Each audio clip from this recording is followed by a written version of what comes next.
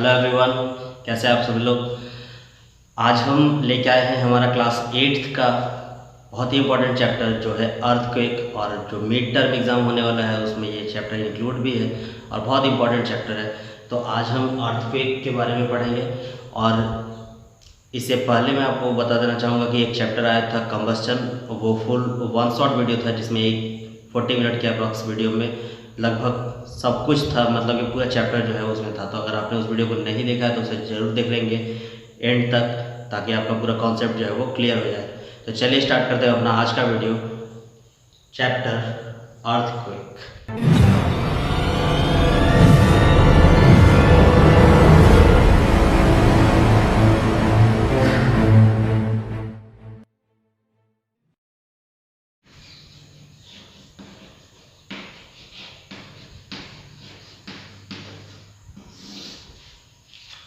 तो मैंने यहाँ लिख दिया है earthquake. Earthquake means sudden tremoring of earth. लेकिन इस चीज़ को समझने से पहले हमें ये समझना होगा कि हमारे आसपास में बहुत सारे नेचुरल फिनोमेना होते रहते हैं, और उन नेचुरल फिनोमेना में से कुछ नेचुरल फिनोमेना जो है वो डिज़ास्टरस भी होते हैं, मीन्स कि वो डैमेज करते हैं लाइफ को, प्रॉपर्टी को। तो दो तरीके के नेचुरल फिनोमेना होते हैं, एक होता है मेट्रोलॉजिकल फिनोमेना और दूसरा होता है जियोलॉजिकल फिनोमेना। मेट्रोलॉजिकल फिनोमेना उन फिनोमेनास को कहा जाता है जो कि अर्थ सरफेस से ऊपर होते हैं, मीन्स कि those natural phenomena which takes place above the surface of the earth that are said to be meteorological phenomena।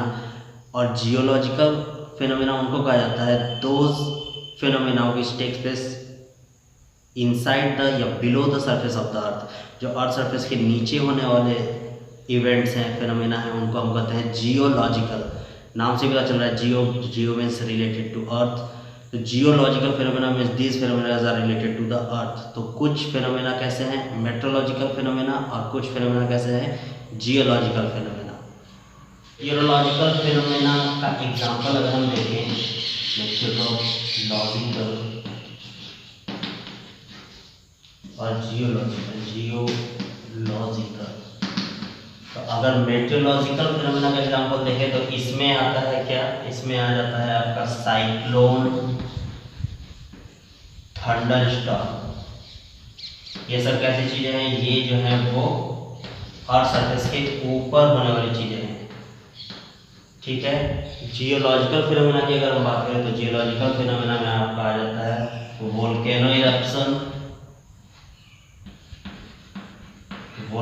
Eruption, और इसी में आपका आता है अर्थक्वेक। क्या आएगा, अर्थक्वेक। तो ये अर्थक्वेक किस टाइप का फिनोमेना हुआ, ये हुआ जियोलॉजिकल फिनोमेना।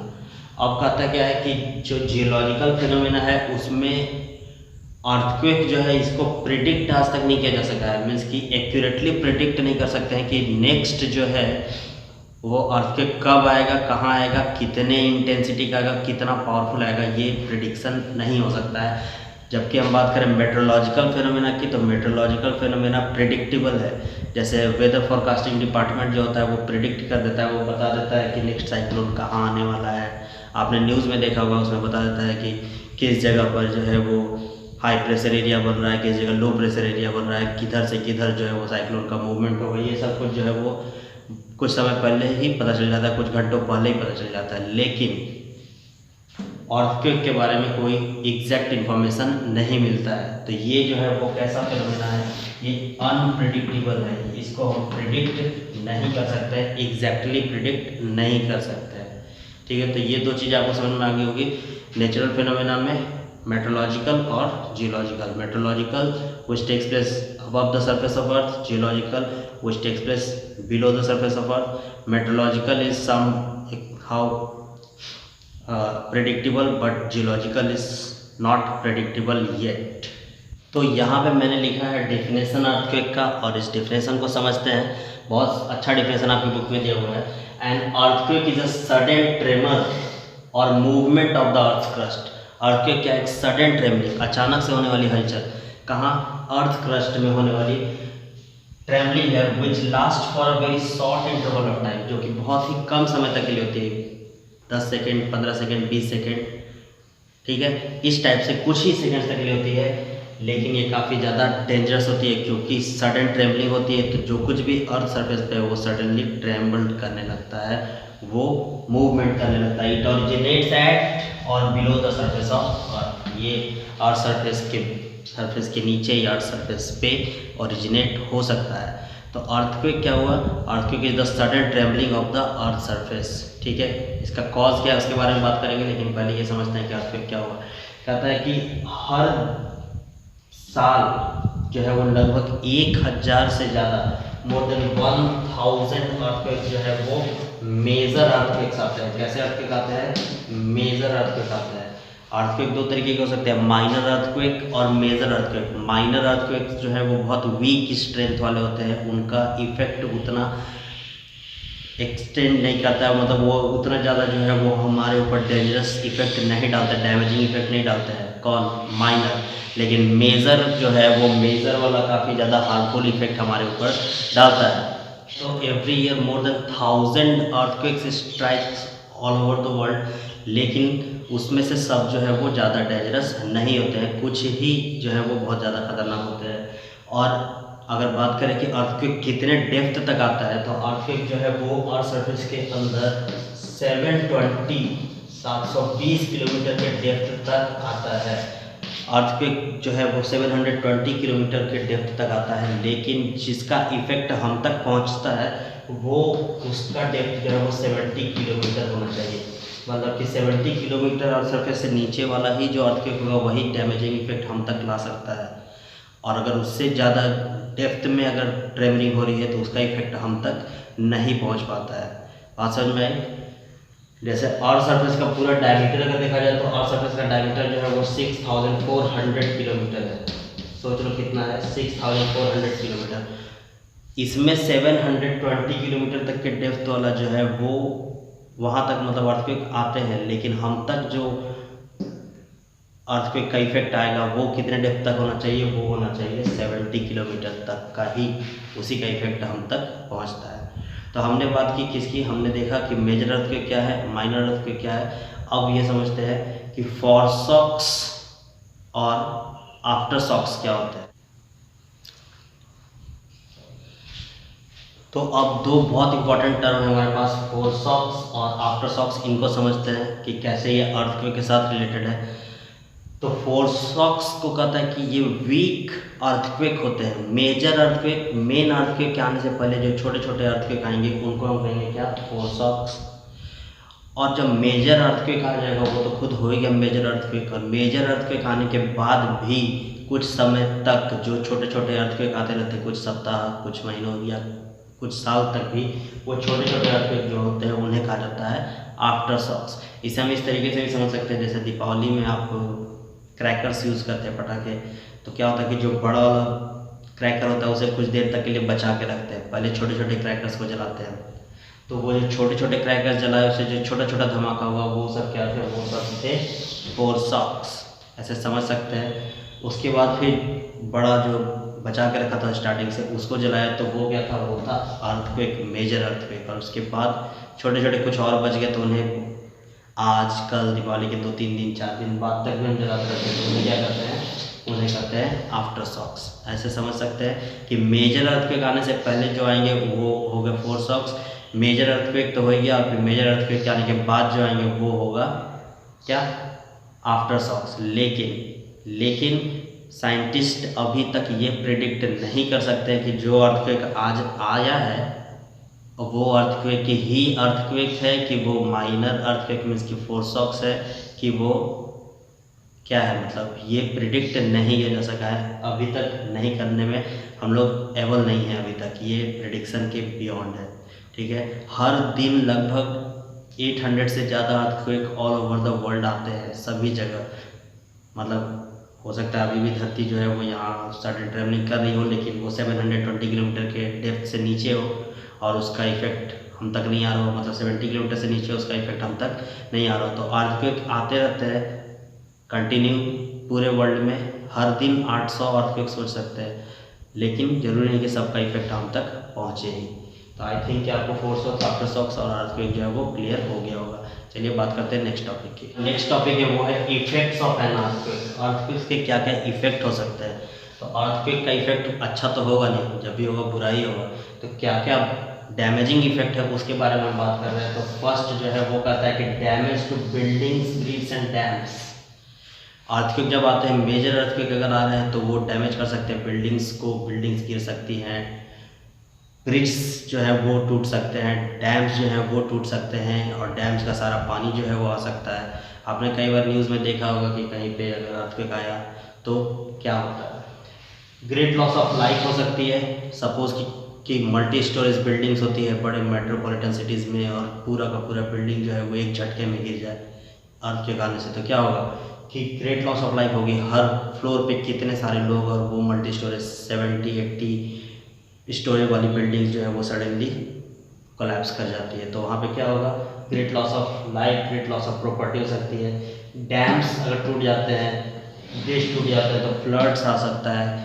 कई बार आपने देखा होगा कि लैंडस्लाइड होते हुए, लैंडस्लाइड में ज़मीन जो है वो धंस जाती है और वो सड़कें हैं, पुल हैं वगैरह जो कुछ भी है वो उसके अंदर चले जाते हैं। कुछ समय पहले नेपाल में आया था अर्थक्वेक, तो आपने देखा होगा कि कितना डैमेजिंग इफेक्ट उसका हुआ था।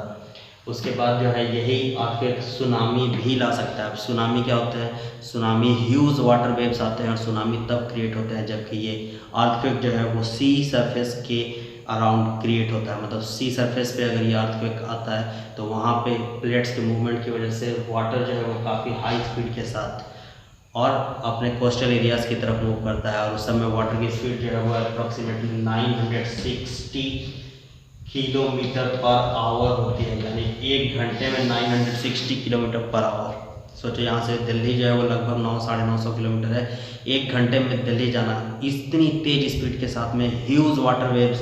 और ह्यूज वाटर वेव भी कितने, 15 to 85 मीटर, 15 से 85 मीटर तक के हाइट वाले ह्यूज वेव्स जो है वो काफ़ी तेज़ी के साथ रस करते हुए और मेट्रोपॉलिटन एरियाज़ में या कोस्टल एरियाज़ में आते हैं। तो सोचो कि क्या होगा, जो कुछ भी है वहाँ पे वो सब अपने साथ बहा के ले जाएंगे। तो क्या बोल रहा है कि ये अर्थक्वेक जो है ये इसका इफेक्ट हो सकता है। एक भी इसमें अच्छा इफेक्ट तो दिखा नहीं, सब तो डैमेजिंग इफेक्ट ही दिख रहे हैं, सब डिस्ट्रक्टिव इफेक्ट ही दिख रहा है। ठीक है, तो ये बात हुई। चलिए बढ़ते हैं नेक्स्ट टॉपिक की तरफ। अब हम बात करने वाले हैं कॉज ऑफ एन अर्थक्वेक की। कि अर्थक्वेक आते तो हैं लेकिन आने का कारण क्या है, what are the main causes of an earthquake.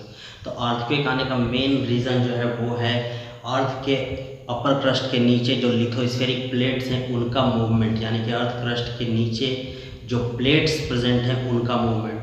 वैसे माइथोलॉजिकली अगर बात करें कि अर्थक्वेक क्यों आते हैं, तो लोग ऐसा करते हैं कि हमारी पृथ्वी जो है वो विष्णु जी जो भगवान हैं उनकी सैया है, उनका शेषनाग, उस शेषनाग के 7 सर हैं, तो उनमें से एक सर के ऊपर जो है वो पृथ्वी है।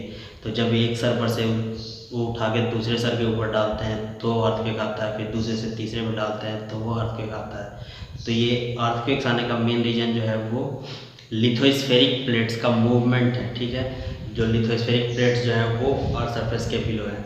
अब कहता क्या है कि ये लिथोस्फेरिक प्लेट्स जो है वो हर साल हमेशा मूव करते रहते हैं, लेकिन मूवमेंट की रेट बहुत कम होती है। 1 ईयर में कुछ 1 मिलीमीटर या कुछ 1 सेंटीमीटर जो है ये मूव करते हैं, बहुत कम, लेकिन मूवमेंट कंटिन्यू रहती है। अब सोचो कि 2 लिथोस्फेरिक प्लेट्स एक दूसरे के साथ में ये ऐसे मूव कर रहे हैं और करते करते क्या होता है कि इसकी बाउंड्री का रफ सरफेस के साथ में इंटरलॉक्ड हो गया। जैसा हमने फ्रिक्शन में पढ़ा था, इंटरलॉकिंग हो गई। तो इंटरलॉकिंग हो गई तो ये दोनों एक जगह के ऊपर रुक गए। अब इंटरलॉकिंग की वजह से ये इधर मूव करना चाह रहा है, सपोज ये इधर मूव करना चाह रहा है, तो दोनों ही के बीच में इंटरलॉकिंग की वजह से टेंशन क्रिएट हो रहा है, और जहाँ टेंशन क्रिएट हो रहा है वहाँ एनर्जी स्टोर्ड हो रही है। ठीक है, उस पॉइंट पे जहाँ पे ये दोनों प्लेट्स जो है वो एक दूसरे के साथ में इंटरलॉक्ड है, उस पॉइंट पे टेंशन क्रिएट हुआ और उसमें एनर्जी जो है वो स्टोर्ड हो रही है। अब क्या होगा कि अर्थ सरफेस के नीचे हीट बहुत है और उस हीट की वजह से मॉल्टेन स्टेट में मैग्मा, लावा जो है वो प्रेजेंट है। वो लावा जब इन प्लेट्स के बीच में से होकर क्रॉस करता है तो फ्रिक्शन को सडनली कम करता है। जैसे फ्रिक्शन कम होती है वैसे ही ये दोनों प्लेट्स एक दूसरे को इंटरलॉकिंग जो इसके बीच की है वो ओवरकम हो जाती है। जैसे इंटरलॉकिंग ओवरकम होती है ये प्लेट्स मूव कर जाते हैं, और जैसे मूव करते थे जिस पॉइंट पे इंटरलॉक्ड थे उस पॉइंट पे जो स्टोर्ड एनर्जी थी वो रिलीज हो जाती है, और जो स्टोर्ड एनर्जी रिलीज होती है उसके वजह से वेव्स प्रोड्यूस होते हैं जिनको हम कहते हैं क्या, सिस्मिक वेव या शॉक वेव। सिस्मिक वेव्स या शॉक वेव्स, और ये शॉक वेव्स जो है वो उस पॉइंट से मूव करना शुरू करते हैं बिल्कुल कुछ उस तरीके से जैसे कि पॉन्ड में हम जब कंकर डालते हैं तो जैसे रिपल्स प्रोड्यूस होते हैं उस सर्टेन पॉइंट पे अराउंड, तो उसी तरीके से जहाँ पे एनर्जी स्टोर हुई रिलीज उस जगह से रिपल्स के जैसे चारों तरफ जो है वो एनर्जी अब स्प्रेड होती है। तो वही एनर्जी जब हम तक पहुंचती है और सरफेस तक पहुंचती है तो डिस्ट्रक्शन का कारण बनती है। कुछ ऐसे जैसे ये है, अगर इसे दोनों तरफ से हम ऐसे पकड़ के तोड़े तो एक जगह टेंशन क्रिएट हो रहा है और ये देखो टूट गया, तो जिस जगह पे ये टूटा वहाँ पे एनर्जी जो स्टोर थी वो रिलीज हुई। तो वैसा ही कुछ इसमें भी होता है।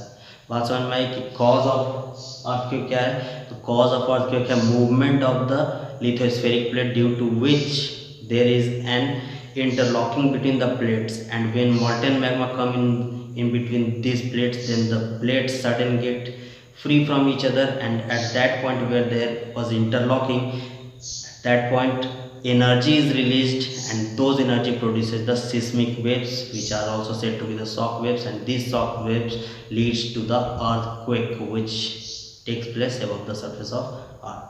ठीक है, तो ये हुआ कॉज ऑफ अर्थक्वेक। तो आज के लिए इतना ही, मिलते हैं नेक्स्ट वीडियो में जिसमें हम बात करेंगे इसके नेक्स्ट पार्ट की कि अर्थक्वेक से कैसे बचा जा सकता है, या और जो भी चीज़ें अर्थक्वेक से रिलेटेड है उसके बारे में बात करेंगे नेक्स्ट पार्ट में। Till then goodbye, take care.